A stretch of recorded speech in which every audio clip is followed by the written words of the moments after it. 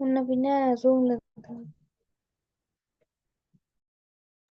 Right okay பாருங்க நான் என்ன கேட்டேன் இது வந்து கண்ணாடி மேல வந்து வலி ஏது அப்படி எடுத்தோம் ஒளிக்கதிர் கட்டாயமே கீழே இருந்தா மேல ஒளிக்கதிர் போகணும் இல்ல ரைட் ஒளி ஒளி இப்ப முழுகாத்திரை நடக்கணும்டா எது அடர்ந்த விடாம அதுக்குள்ள கதிரிக்கணும் இப்ப மேல கண்ணாடி கீழே வலிக்கிறா இங்க முழுகாத்திரை நடக்கணும்டா மேல இருந்து கீழே வரணும் இந்த கதிர் இப்ப நான் கீழே இருந்து மேல மேல எப்பயும் வரையில அதுக்காக கீழே இருந்தா மேல கதிர் போகணும் இல்லை முழுகாத்திரை நடக்கணும்னா அடர்ந்த ஊடகத்துக்குள்ள கதிரிக்கணும் அடர்ந்த ஊடகத்துல இருந்து ஐதான ஊடகத்தினை போகணும் முதல்ல அந்த கதிரிக்கணும் அடர்ந்த ஊடகத்துக்குள்ள அப்ப கண்ணாடி மேலே இருக்கிறண்டா கதிர் இப்படி வந்து விடுவோம் அவ்வளவுதான் கதிர பாதையை பார்த்தீங்கன்னா இப்படி வரும் கீழே கண்ணாடி அடர்ந்து ஊடகம் இப்படி வரும் சரியா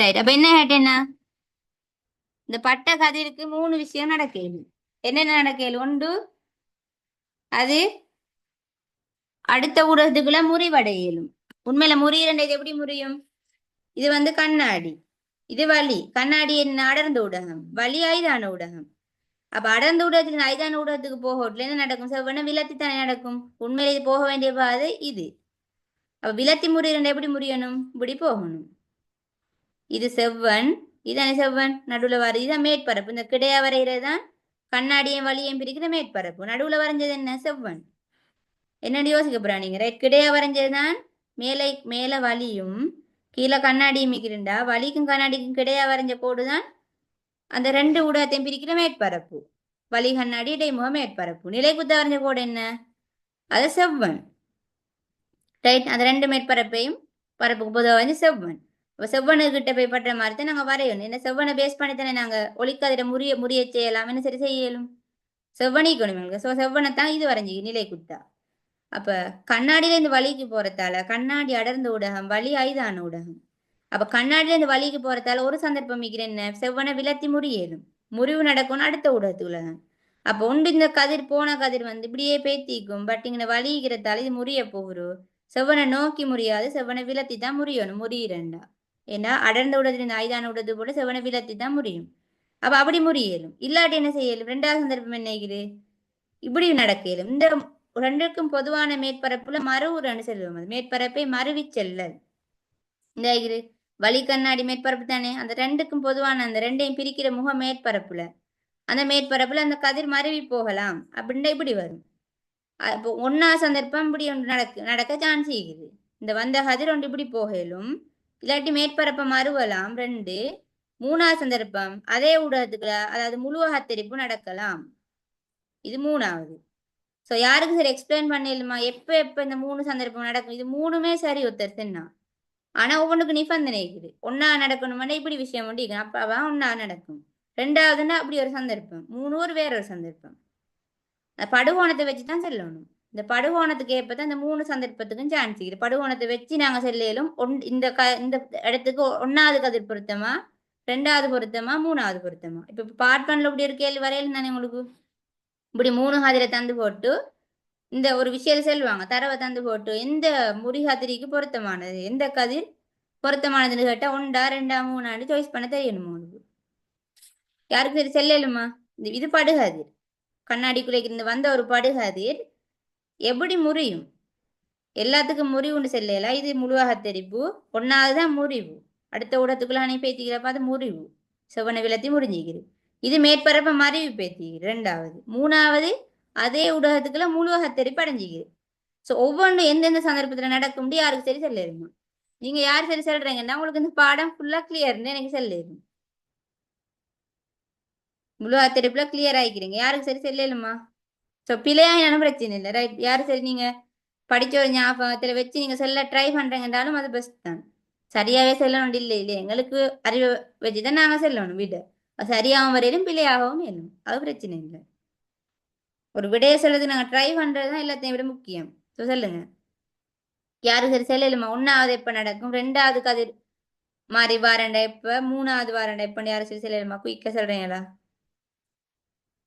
இப்ப நான் இந்த கேள்விக்கு நான் இவ்வளவு விளக்கம் உங்களுக்கு தர வேண்டிய அவசியமே இல்லை இல்லையா இதுக்குரிய விடைய சொல்லிட்டு அடுத்தடுத்து கேள்வி பேத்துட்டே இருக்கணும் பட் நான் உங்களுக்கு அப்படி விளம்படுத்தே இல்லை உங்களுக்கு விளங்கிக்கும் உங்களுக்கு இப்படி ஒரு இந்த கேள்வி பார்ட் 1க்கும் பிரயோசனம் ரைட் ஒரு ஸ்ட்ரக்சர் கேள்வி இப்படி படத்தை போட்டு கதிர் பூர்ணப்படுத்துறது ஆறாங்க அடிக்கடி ஒரு எஸ்ஏல கட்டுரை வினாலையும் இப்படி கேள்வி வரையணும் அப்ப பெரிய ஒரு விஷயம் நான் உங்களுக்கு விளம்பரப்படுத்துறேன்.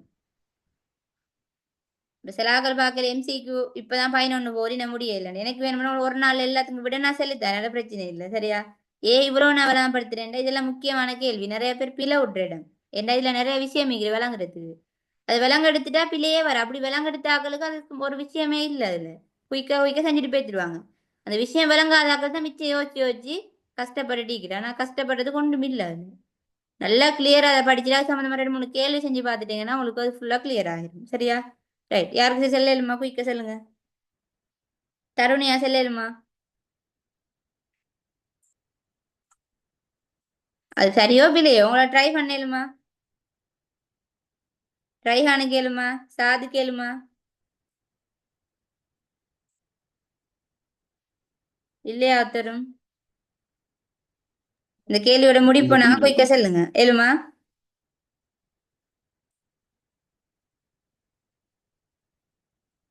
இப்ப டவுட் ஈக்கிறா எல்லாருக்கும் இந்த பாடம் எப்படி இல்லையா? அப்படி சொல்லுங்க. இல்லன்னா இல்லைங்க, நான் குயிக் எக்ஸ்பிளைன் பண்றேன். மத்த ஆக்களே மாதிரி யோசிச்சிருக்கிறீங்களோ தெரியாதான் கேட்கிறேன். சொல்லுவீங்களா?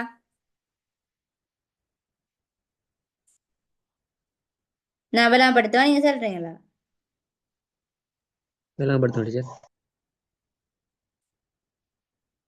தருணியா யோசிக்கிறீங்களா? சொல்லுவீங்களா? நீங்க சொல்லுங்க டீச்சர். ரைட், அப்ப நாளைக்கு இப்ப கிளாஸ் முடியறதோடய கொஞ்சம் இதுல கிளியர் ஆகுங்க. ரைட், புக்ல பிரிச்சு பாருங்க. 12ஆம் புத்தகத்துல நினைக்கிற பார்ட் 1ல கொஞ்சம் பிரிச்சு அது சம்பந்தமான கேள்விகளை செஞ்சு பாருங்க. ரைட், நான் இப்ப எக்ஸ்பிளைன் பண்றேன். ஸோ உங்களுக்கு பேசிக் எந்த நிலைமை நீங்க இருக்கிறேன்னு எனக்கு தெரியா. ரைட், அடிப்படையில இருந்து கஷ்டமா உங்களுக்கு எது பிள்ளை கஷ்டமா இருக்கிறது நீங்க தான் சொல்லணும் விளாபடுத்துறதுக்கு. நான் பேசிக்கா சொல்லித்தரேன். ரைட், அப்ப இது படுகதிர். படுகதிருக்கும் செவ்வனுக்கும் இடையிலான கோணத்தை தான் நாங்க படுகோணம்னு சொல்லுவோம். அது எல்லாரும் தெரிஞ்ச விஷயம் இல்லையா? படுகதிருக்கும் செவ்வனுக்கும் நாங்க தலவாடி எக்ஸ்பிளைன் பண்ண படித்து தந்தேன். நான் உங்களுக்கு தலவாடி எல்லாம் படித்தினேனே. வந்திருப்பீங்க தியரி கிளாஸஸ். யார் வந்தீங்கன்னு எனக்கு தெரியா, வந்திருக்கிறார்கள் பார்த்திருப்பீங்க. ஸோ இது செவ்வன், நிலை குத்தகைகிறது தான் செவ்வன். இது படுகதிர். அப்ப இந்த படுகதிருக்கும் செவ்வனுக்கும் இடைப்பட்ட கோணம் படுகோணம் சரியா? ஸோ அதை நான் ஒரு சிம்பிள் ஐந்து எடுப்போமே இங்கிலீஷ் லெட்டர்ல, படுகோணம். அப்ப இந்த படுகோணம் இந்த கண்ணாடி வலி மேற்பரப்புக்கு ஒரு அவதி கோணம். இங்க நாங்க சீன் எடுப்போமே, அந்த அவதி கோணத்துடைய பெருமானம் சி. சி கண்ணாடி வலிக்கான அவதி கோணம் சின்னு எடுத்துக்கொள்வோம். இப்ப இந்த கதிர் படுகிறது ஐ என்ற கோணத்தோட. ஒரு படுகோணத்தின் அளவு ஐன்னு எடுங்க. பெருமானம் போடாம நான் ஐ லெட்டர்ல சொல்றேன். அப்ப இந்த படுகிற கதிர்ட படுகோணம் ஐயாக இருக்குது. ரைட், அப்ப இந்த கண்ணாடி வலிக்குரிய அவதி கோணம் சியாக இருக்குது. அப்ப இந்த வச்சுதான் நீங்க சொல்லணும் இங்க என்ன நடக்குதுன்றது. இந்த அவதி கோணத்தையும் அவதி கோணத்துல பெருமானம் உங்களுக்கு தெரியணும். கண்ணாடி வலிக்கு எவ்வளவு அவதி கோணம், அந்த அவதி கோண பெருமதியையும் இந்த கதிர் எவ்வளவு படுகோணத்துல படுது, இந்த ரெண்டையும் ஒப்பிட்டுத்தான் என்னென்ன நடக்கும்னு சொல்லணும். ரைட், அப்ப இந்த படுகோணம் அவதி கோணத்துக்கு சமனாக இருந்தா சரியா? கண்ணாடி வலி மேற்பரப்புக்கான ஒரு அவதி கோணம் புக்ல பாருங்க. அந்த அவதி கோணத்துல பெருமானமும் இந்த படுகோணமும் சமனா இருந்தால் அந்த அவதி கோணத்துல பெருமானத்திலேயே இந்த கதிர் படுகோணமா பட்டுன்னு சொன்னா அது இந்த மேற்பரப்பை மறைவி போகும். அப்ப எந்த சந்தர்ப்பம் சரி இதுல? 1 2 3 அவதி கோணத்துக்கு. அப்ப அவதி கோணம் சி என்ற கோணத்தோட பட்டண்டா அப்படின்னா ஐ சமன் சி. படுகோணம் சிக்கு சமனாயிருந்தேன்னு சொன்னால், படுகிற கோணம் அவதி கோணமாக இருந்தேன்னு சொன்னால் மேற்பரப்பை மறுவி செல்லும். அப்ப எந்த சந்தர்ப்பம் ஓகே இல்ல? 1 2 3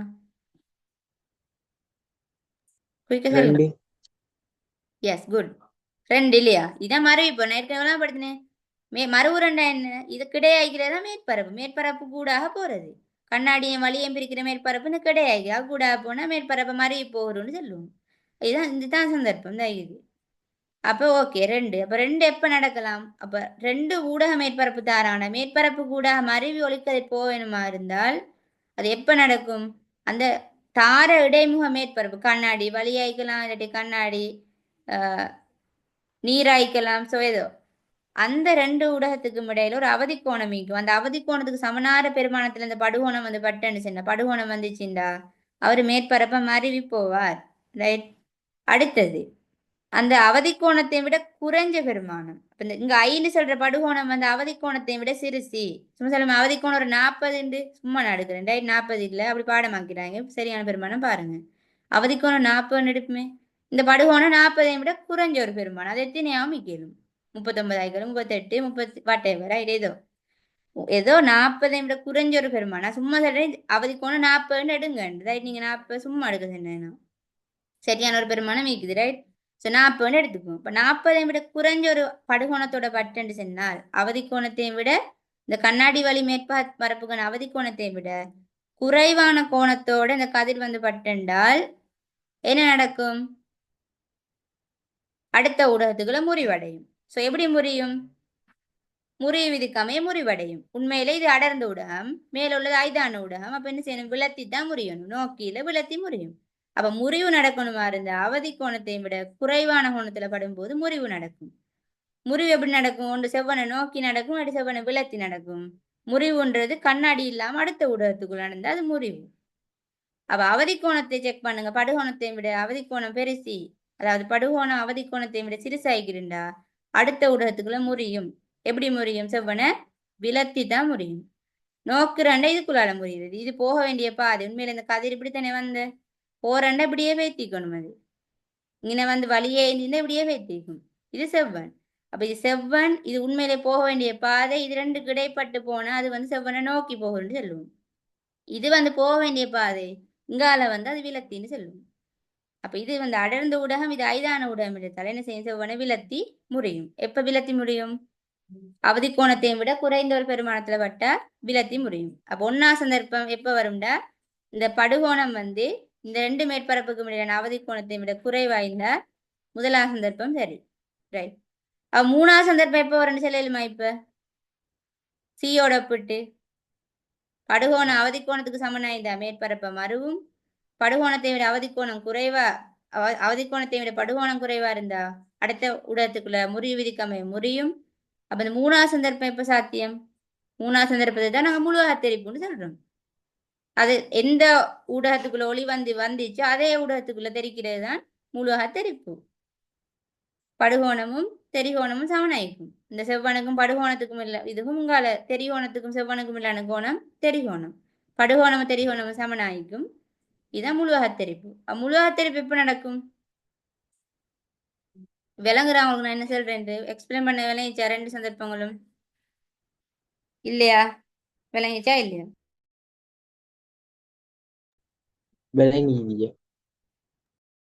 விளங்கிச்சு. ஓகே சாது ஓகேயா? விளங்கிச்சா? விளங்கிச்சு. ரைட். அப்ப நீங்க சொல்லுங்க பாப்பா, இந்த மூணாவது சந்தர்ப்பம் என்னண்டு? ரெண்டே ஒன்றே சொல்லி தந்தேன். அவதி கோணத்துல ஒப்பிட்டு இன்னொரு சந்தர்ப்பம் தான் இருக்குது. அது சொல்லுங்க. மூணாவது நடக்கணும்னா இப்ப என்ன நடக்கணும்? படுகோணத்துக்கும் அவதி கோணத்துக்கும் தொடர்பு என்ன?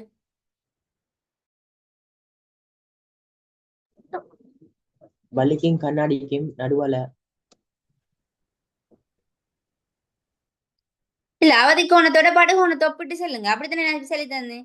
அவதி கோணம், இந்த படுகோணம் அவதி கோணத்துக்கு சமனாயிருந்தா மேற்பரப்ப மறைவு போகணும். இந்த படுகிற கோணம் அவதி கோணத்தை விட குறைவாயிருந்தா முறிவு நடக்கும். அடுத்த ஊடகத்துக்குள்ள முறியும். அடர்ந்த ஊடகத்துல இருந்து ஐதானத்துக்கு போறதுல செவ்வனை விலத்தி முறியும். அப்ப இந்த மூணாவது சந்தர்ப்பம் எப்ப நடக்கும்? அவதி கோணத்துல அடர்ந்த அது எப்ப நடக்கும்? திரும்ப சொல்லுங்க. இந்த மூணாவது சந்தர்ப்பம் எப்ப நடக்கும்? படுகோணத்தை அவதி கோணத்தை சம்மந்தப்பட்டு சொல்லுங்க.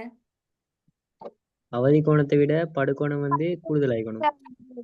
Yes good. விளையிட்டோம் இல்லையா? எல்லாருக்கும் சரியா? அவதி கோணத்தை விட படுகோணம் கூடுதலாயிருந்து. இப்ப அவதி கோணத்தை 40 எடுப்போமே, அப்படித்தான் எடுத்திக்கிறோம் நாங்க. படுகோணம் 40 விட கூடுதலாயிக்கணும். அது எவ்வளவு மிக்க 41 42 எப்படி இருந்தாலும் சரி. நீங்க 41 வச்சாலும் சரி, படுகோணத்தை 50 வச்சாலும் 90 வச்சாலும் முழு ஆத்தரிப்பு தான் நடக்க போகுது. எந்த மாற்றமும் இல்லை ரைட். அப்ப அவதி கோணத்தை விட கூடுதலான ஒரு கோணத்தோட படுகோணம் பட்டன்னு சொன்னா அதே ஊடகத்துக்குள்ள அது முழு ஆத்தரிப்புக்கு உட்படும். முழு ஆத்தரிப்புன்னு சொல்றது சும்மா வரைய இயலாது. படுகோணம் அந்த தெரிகோணம் ரெண்டு சமனாயிக்கணும். இது முழுவாக தெரிப்பு. இங்க தெரிப்பு நடக்குது. குறித்த ஒரு ஊடகத்துக்குள்ளே நடக்கிறது. அப்ப இது தெரிப்பு, முறிவு இல்லை. ஒரு ஊடகத்திலிருந்து வேறொரு ஊடகத்துக்கு ஒழிக்கதிர் போனாதான் முறிவு. முறியன்றது ஒரு ஊடகத்திலிருந்து வேறொரு ஊடகத்துக்கு போகணும். தெரிப்புண்டு அதே ஊடகத்துக்குள்ள நடக்கிறது. ஊடகம் மாறாது. பாருங்க, கண்ணாடிக்குள்ளே இருந்து கண்ணாடிக்குள்ளேயே தெரிக்குது. அதுதான் முழுவாக தெரிப்பு. அது எப்பயும் நடக்காது. ஒன்று அடர்ந்த ஊடகத்திலிருந்து கதிர் ஐதான ஊடகத்துக்கு பயணிக்கக்கூடியதாயிக்கணும். அடுத்தது அவதி கோணத்தையும் விட அந்த தரப்பட 2 ஊடகத்துக்கும் ஒரு அவதி கோணம் இருக்கும். அந்த அவதி கோணத்தையும் விட அதிக அளவான ஒரு கோணத்தோட படுகோணம் படும்போதுதான் அந்த முழு அத்தரிப்பு நடக்கும். சரியா? இவ்வளைட்டா அப்ப நீங்க படம் வரைகிற கட்டாயம் பார்க்கணும். இந்த செவ்வனுக்கும் இந்த படுகோணம் எந்த அளவு வரைஞ்சிக்கிறீங்களோ அதே மாதிரி ஒரு அடிமாட்டம் வச்சு ரன்னளவு அத்தங்காலையும் வரையணும். ஏன்னா இந்த 2 கோணமும் சமனாயிக்கும். முழு அத்தரிப்புண்ட படுகோணமும் தெரிகோணமும் சமன் ஒன்று கொண்டு. சரியா? அதை மாதிரி நீங்க படத்தை வரைஞ்சிக்கணும். இப்ப நீங்க படம் வரையிட்டு இப்படி வரையீங்க எப்பவுமே. இப்போ உங்களோட படுகோணம் பிடிக்குது, அடுத்த கதிரி பிடிக்கிறா எவ்வளவு பிள்ளை பார்த்தா வழங்குது. ஏன்னா இந்த கோணமும் சமன் இல்லை, கண்ணால பார்த்தா வழங்குது.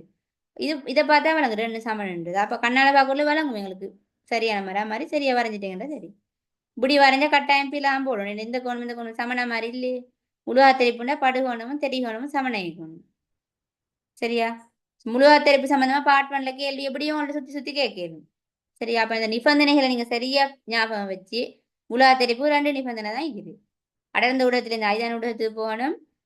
அவதி கோணத்தையும் விட அந்த மேற்தரப்பட்ட 2 ஊடகத்துக்கு ஒரு அவதி கோணம் இருக்கு. அந்த அவதி கோணத்தையும் விட அதிக அளவான ஒரு படுகோணத்தோட ஒளிக்கதிர் பட்டன்னு சொன்னா கட்டாயம் வந்து முழு அத்தரிப்புக்கு உட்படும். அப்ப அடர்ந்த ஊடகத்திலிருந்து ஐதான ஊடகத்துக்கு போனதுக்காக முழு அத்தரிப்பு அடைய வேண்டிய அவசியமே இல்லை. அடுத்த விஷயம் என்ன, அதையும் பார்க்கணும். அவதி கோணத்தும் படுகோணத்துக்கு தொடர்பு கொண்டிருக்கிறோம். நான் 3 சந்தர்ப்பத்தையும் நான் படுத்தினேன்.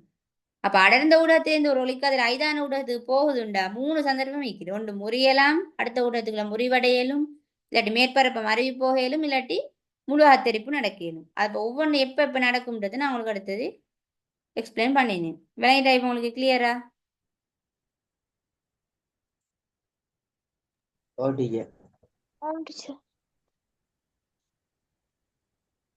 Okay good. விளங்கிட்டுன்னு நினைக்கிறேன். சரி, டவுட் இருந்தா நாளைக்கு கேளுங்க. ரைட், கொஞ்சம் பாருங்க. இன்றைக்கு போயிட்டு புக் எடுத்து நாளைக்கு நைட் எத்தனை கிளாஸ்? 8 மணிக்கு தானே. அப்போ இன்றைக்கு நாளைக்கு நல்ல டைம் இருக்கு. கொஞ்சம் முழு ஆத்திரிப்பை படிங்க, ஒளிக்கதிர் எல்லாம் வரைஞ்சி பாருங்க. சரி, டவுட் இருந்தா நாளைக்கு கேளுங்க. ஏதாவது எக்ஸாமுக்கு வார ஒரு பகுதி தானே பார்த்துப்பேன். பேப்பர் பார்ட் 1க்கும் வரையிலும், ஸ்ட்ரக்சர் கட்டுரை வினா வரையிலும், இல்லாட்டி அமைப்பு கட்டுரை வினா இதுலேயும் வரையிலும். அது ஒளிக்கதிர் ஒன்று தந்துட்டு படத்தை பூர்ணப்படுச்சுன்னா உங்களுக்கு எல்லாம் தெரிஞ்சுக்கணும். சரியா? தெரிஞ்சிருந்தா மட்டும்தான் சரியா நீங்க செய்வீங்க. இல்லாட்டி ஒரு விஷயம் உங்களுக்கு டவுட் ஆகிக்குன்னா நீங்க அவங்க பிள்ளோட சான்ஸ் இருக்குது. நல்லா கிளியரா அந்த ஒளிக்கதிர் படம் எல்லாம் சரியா வரைஞ்சு ப்ராக்டிஸ் பண்ணுங்க. நான் சொன்ன மாதிரி கேத்திரகணிதோடைய தளவாடி நடக்கிற ஒளித்தெரிப்பு எப்படி, குழிவாடி குவிவாடி ஆடிகள் வில்லை குவி வில்லை குழிய வில்லை அல்ல வார விம்பங்கள் இயல்பு என்ன, எவ்வளத்துல வைக்கிற நேரம் எவ்வளத்துல விம்பம் வரும், விம்பத்திரி இயல்பு எல்லாம் அடிக்கடி வர பார்ட் 1 கூட கேட்குறான் விம்ப இயல்பு. ஸோ அப்படி கேட்குறேன் எங்களுக்கு எல்லாம் எம்சிக்கு வந்து எப்படி அதுக்கு விட அளிக்கிற குயிக்க சொல்றதுக்கு மாதிரி இருக்கணும். எங்களுக்கு அங்கே ஒளிக்கதிர் படம் எல்லாம் வரைஞ்சி இக்கல அது ரஃபா போட்டு செய்கிற மாதிரி இருக்கணும், இல்லாட்டி ஞாபகத்தில் இருக்கணும். ஸோ அது பார்ட் 1லையும் கேட்பாங்க, பார்ட் 2லையும் கேட்பாங்க. ஸோ ஃபுல்லாக படிச்சிங்க சரி. ரைட். இப்போ நான் உங்களுக்கு பெரிய ஒரு விஷயம் விளாம்படுத்திருந்தேன். இப்போ நீங்கள் யோசிக்கிறேன் 11ஆம் கேள்வியில் தானே இன்னும் மீக்கிறோம். 11ஆம் கேள்விக்கு நான் விளாம்படுத்துறதுக்கு சம்மந்தமே இல்லை. ஆனால் அது முக்கியமான செக்ஷன். நிறைய பேர் பிள்ளை விட்டாக்காதான் எக்ஸ்பிளைன் பண்ணி, இல்லாட்டி எனக்கு அதை விட்டுட்டு அப்படியே பேப்பருக்கு விட செலுத்தி தந்து போகணும். அப்படி போகிறவங்களுக்கு அப்படி விருப்பம் வேண்டாம், ஓகே அப்படி போகும். இப்படி எக்ஸ்பிளனேஷன் தேவையில்லை. இந்த கேள்வியை மட்டும் நான் படிச்சுட்டு சின்ன ஒரு விளக்கம் தந்துட்டு அது அப்படி இப்படி போகும்னு சொன்னால் அப்படியும் போயிடும். இல்லை அப்படி நான் விளாம்படுத்துகிற மாதிரி அது சம்மந்தமாக கொஞ்சம் டீப்பாக விளாம்படுத்திட்டு போனால் பிரயோசனம் வாங்கிக்கிறேன்டா அப்படியும் செய்யணும். ஸோ உங்களோட ஃபீட்பேக்கையும் செல்லும் எனக்கு. ரைட், எல்லாரும் நம்பர் மெசேஜில் போடுங்க. ரைட், உங்களுக்கு இந்த நான் செய்கிற மாதிரி ஓகே இல்லாட்டி வேறு மாதிரி விட மட்டும் குயிக்காக செலுத்தி போவான்னு சொல்லி சொல்லுங்க. அதை வச்சு நாங்கள் செய்வோம். ரைட், இப்படி செய்கிற பிரயோசனம் உங்களுக்கு கிளாஸ் இல்லையா?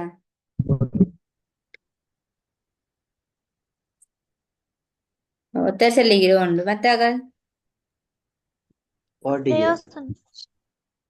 பிரயோசனம். ரைட், இப்போ பாருங்க நீங்களே மறந்துருந்தீங்க இல்லையா? ஒழுத்த முழுவாத்தரை பற்றி ஒரு கிளியர் ஐடியா ஒருத்தர் இல்லை, யாருமே நான் செல்ல இல்லை. ஸோ அப்போ உங்களுக்கு கிளியர் இல்லைன்னு அர்த்தம் இல்லையா? அப்போ நல்ல எக்ஸாம் வரக்கூடிய ஒரு பகுதியில் கிளியர் இல்லாமல் வைக்கிறீங்கன்னா இவ்வளோ அநியாயம் இல்லையா? இப்படி படிக்க உள்ள நீங்க எல்லாம் படிக்கணும் வழங்குற இப்படித்தான் நீங்க பாஸ் படிக்கணும்ன்றது. நீங்க என்ன செய்வீங்க, இந்த கேள்விக்கு மட்டும் விடையை தேடியா கழிச்சு போட்டு அடுத்தது போவீங்க. அப்படி படிக்க வேணும். எக்ஸாம்ல சரி, எக்ஸாம்ல போய் டிஸ்கஷன் எழுதிட்டு அங்க நோட்ஸ் எழுதி நோட்ஸ் யோசிச்சு படிக்கிற இல்ல. எக்ஸாம்ல போயிட்டு கேள்விக்கு விடையை மட்டும்தான் செஞ்சுட்டு வரணும். நீங்க டைம் ஒன்று தந்திக்கிறாங்க, அந்த டைமுக்குள்ள செஞ்சு முடிக்கணும். அங்க போயிட்டு நாங்க டிஸ்கஷன் எழுதுற இல்ல. படிக்க வீட்டுல வந்து எக்ஸாம் ஹால் மாதிரி இல்ல, டிஸ்கஷன் எழுதி படிக்க வீட்டுல நிறைய விளக்கம் யோசிச்சு எல்லாம் கிளியர் ஆகிட்டு தான் அடுத்த கேள்வி போகணும். அப்பதான் ஒரு பாஸ் பேப்பர் ஒன்று ஃபுல்லா முடிகிற நேரம் நீங்க புத்தகத்துல பெரிய ஒரு பாட்டு அப்படியே கிளியர் பண்ணி முடிச்ச மாதிரி இருக்கும். சும்மா பேப்பர் செஞ்சுட்டு போனீங்கன்னா இன்னொரு பேப்பர் செய்யல, அது சம்மந்தமா ஒரு கேள்வி வருதுன்னா திரும்ப டவுட் ஆகிக்கும் உங்களுக்கு. ஒரு பேப்பர்ல ஒரு டைம் ஸ்பெண்ட் பண்ணி நல்லா படிச்சுட்டீங்கடா பாருங்க, முழு ஆத்திரியை பத்தி திரும்ப இன்னொரு பேப்பர்ல வந்து நான் இவ்வளவு விளக்கம் தர மாட்டேன். ஏன்னா தந்துட்டேன் நான் விளக்கம், நீங்க தான் நோட் பண்ணி வச்சு படிக்கணும். நீங்க அப்படி நான் எல்லா கேள்வியும் திரும்ப திரும்ப நான் படிக்கிற டைம் இல்லை எங்களுக்கு பேப்பர் செய்ய. ஸோ இது முதலாவது பேப்பர் என்றதால நாங்க இன்னும் ஒரு கேள்வியுமே பார்க்காதால தான் ஒவ்வொரு கேள்விக்கும் கூட விளக்கம் தரேன். இப்ப முழுவாக சம்பந்தமா இன்னொரு பேப்பர்ல இன்னொரு கேள்வி வருதுன்னு சொன்னா நாங்க உங்களுக்கு ஒரு விளக்கமும் தேவையில்லை. ஏன்னா எல்லாம் பிங்கினே முடிஞ்சு எல்லாம் சரி தந்துட்டேன். ஸோ அதுக்குரிய விடையை மட்டும்தான் பார்த்துட்டு போவோம். உங்களோட வேலை என்ன, டிஸ்கஷன் எழுதி நோட் பண்ணி வைக்க வேண்டியது உங்களோட கடமையும் பொறுப்பு. ரைட்? இல்லாட்டி திரும்ப மறந்துட்டீங்கடா பிரயோசனம் இல்லை. அதனால நோட் பண்றது சோம்பரப்படாமல் ஒரு கொப்பி எடுத்து எழுதி வைங்க. அப்பதான் உங்களுக்கு ஞாபகத்துல இருக்கு. இப்ப இன்றைக்கு ஞாபகமாய்க்கும், இன்னொரு 5 நாள்ல மறந்துடுவீங்க திரும்ப. இப்போ திரும்ப யார்கிட்ட போய் கேட்க போறீங்க அதை பத்தி. ஸோ அதனால எல்லாம் நோட் பண்ணி வைங்க. இப்போ திரும்ப ஒரு விளக்கம் மாறினேன் நான் நோமலை எல்லாம் படிச்சுட்டு பேத்துடுவேன். ஸோ இவ்வளவு விளக்கம் தர மாட்டேன். முழுவா தெரிப்பு சம்பந்தமா ஒரு கேள்வி வந்தா ஏன்னா எல்லாமே டைம் எடுத்து விளாம்படுத்தாச்சு. ரைட்? அப்படித்தான் விளாம்படுத்தின ஒரு கேள்வி இன்னொரு இடத்துல வந்து கூட எக்ஸ்பிளனேஷன் தராம விடையை மட்டும் பார்த்துட்டு போவோம். சரியா? ரைட். அடுத்த கேள்வியும் செஞ்சுட்டு வாங்க, ட்ரை பண்ணிட்டு வாங்க. விட சரியாட்டி புக்ல பாருங்க, சும்மா வராம கொஞ்சம் புத்தகத்தை வாசி தேடுங்க. அப்பதான் நிறைய விஷயங்கள் நீங்க படிப்பீங்க. இப்போ நாளைக்கு டைமுக்கு ஜாயின் ஆங்க, நான் சரியா டைமுக்கு ஸ்டார்ட் பண்ணிடுவேன். இன்றைக்கு கூட டைம் எடுத்துக்கிறேன். ரைட்? ஒரு 1 ஹவர் தானே நான் செய்கிறேன். 1 ஹவர் இல்லை 1.5 சரி செய்ய கொண்டு பார்த்தேன், அதையும் விட கூட போயிடுது டைம். பிரச்சனை இல்லை. அப்போ கிளாஸை முடிக்கிறேன். தேங்க்யூ. அஸ்ஸலாமு அலைக்கும் வரஹ்மத்துல்லாஹி வபரகாத்துஹு.